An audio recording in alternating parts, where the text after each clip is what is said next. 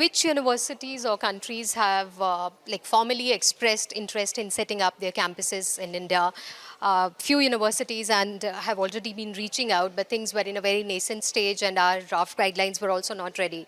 But now that we have a final plan ready and a roadmap almost laid out, and universities have also formally introduced themselves in the gift city. Other than that, which countries or universities do have we received interest from for setting up their campuses here? Right. No, you said internationalization of our education. It has two components. One is encouraging our own Indian institutions to go abroad and set up campuses. The regulations are almost ready, and we will announce them also in another month or so. And the other component is inviting foreign institutions to come and set up campuses here. So that is another form of internationalization.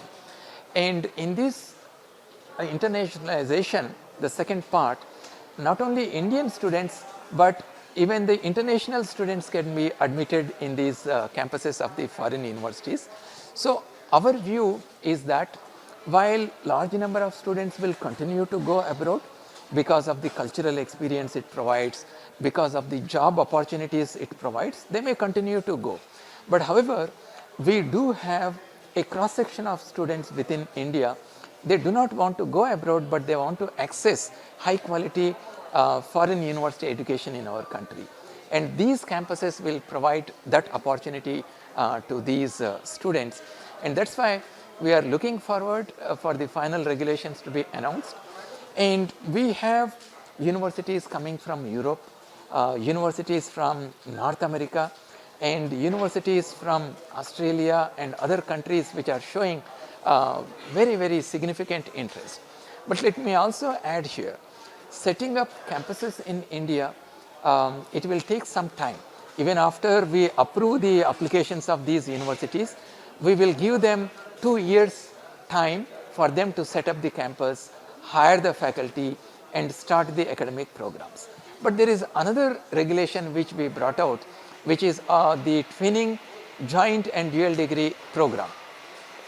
Because this doesn't involve any capital investment either from Indian university or the foreign university.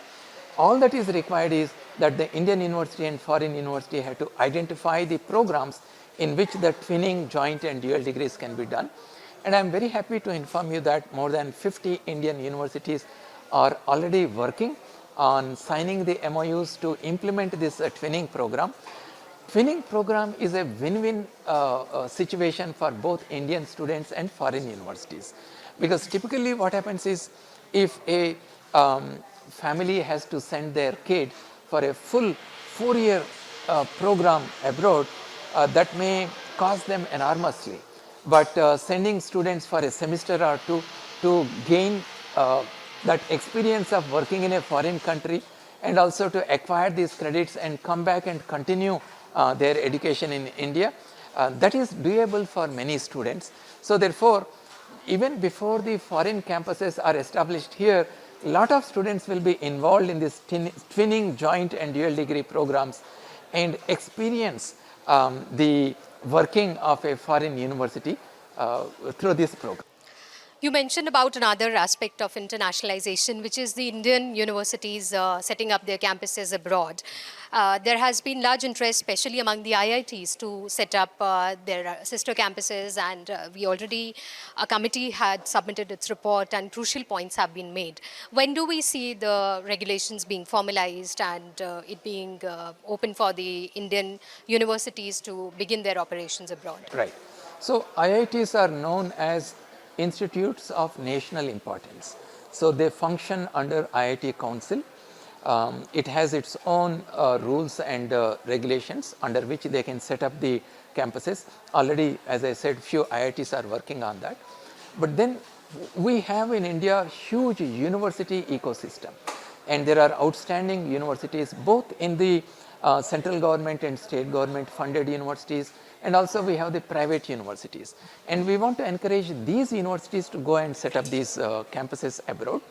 We have some countries where they are coming forward to provide the infrastructure to our universities to set up campuses, and then we have countries where there is large Indian diaspora who want our campuses to come and provide education to our own Indian diaspora. So these regulations, we are hoping that in another month or so we will be establishing, we will be announcing these regulations, but we will also handhold the Indian universities in identifying the countries where they can establish these campuses, so that our Indian universities also will become global universities. Can you share some names of the countries which have expressed this interest and which have offered their infrastructure and their support to let the Indian universities or colleges open their campuses there? For example, many African countries, they are very deeply interested in Indian education, and there is a huge potential there, because Africa and India in several aspects they are same. We are facing the same challenges. So therefore, this is one region which is of great interest for our Indian universities. And also we have countries such as Thailand, for example, Vietnam. So there are several other Southeast Asian countries, that is another possibility. And then the Gulf countries are there where there is a large Indian diaspora. The opportunities are immense. It is just that we haven't come up with any appropriate enabling regulations so far, and thanks to NEP 2020 we are in a position to announce these regulations. So you will see both ways, foreign universities coming to India and Indian universities going global and establishing our campuses.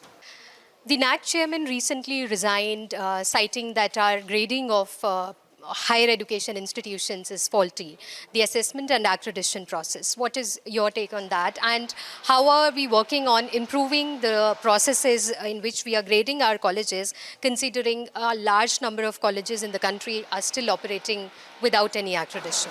Right. You see, our Indian educational system is very, very diverse, and it's also one of the largest systems in the world. And if we want to provide high quality education to our students, the institutions need to know what is the benchmark, where do they stand with respect to this benchmark. And that's where the assessment and accreditation plays very important role.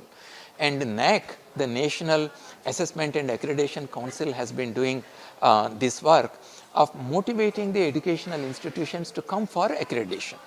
Now, in order to get accredited, the universities and colleges have to provide the data through an online means. And there is 70% weightage given for this data which the educational institutions provide. And then there is a qualitative analysis where the physical teams of experts will go and examine the infrastructure, and they also examine the veracity of the data that is provided by the institutions, and there is a 30% weightage for this. So we use technological processes here for the data verification and validation. So there are many things that we need to improve in order to encourage a lot of educational institutions to participate. One, the data, how do you provide the data to NAC? Those processes had to be simplified. And that's the reason why during last couple of years when I was chairman NAC, and during last 2 years, we have introduced several processes. For example, you cannot use one fits all measure for all universities. The medical universities are different, the law universities are different, for example, the Sanskrit universities are different, and you have the general universities, multidisciplinary universities which are different. So therefore, during last 2 years what we have done, we have brought out different categories of manuals so that a university falling into a particular category can appropriately update, provide the data to NAC. And also the data verification. Earlier NAC was using some private companies for the data verification. So after I joined as chairman of NAC, we have brought in NITs, IITs, even IIMs for data verification to increase the confidence level of the stakeholders. So similarly, the internal processes that happen, for example, how much weightage you give to each parameter, what is the formula behind that?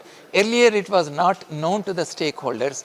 So now we have made it public so that the stakeholders know how every parameter is valued, is evaluated, and how the weightage is given. So we are trying to make the processes as transparent as possible. And we are trying to encourage as many institutions to participate in the NAAC assessment and accreditation processes. And as I said, there could be a few aberrations here and there, and these aberrations should not be construed as a norm. NAAC is trying to do its best to improve the processes, and there is no ideal system. We can only work to become ideal, and NAAC is doing its best to improve its processes, make them as transparent as possible, so that the confidence level of the stakeholders improves in the accreditation process. Thank you for joining us. Thank you very much.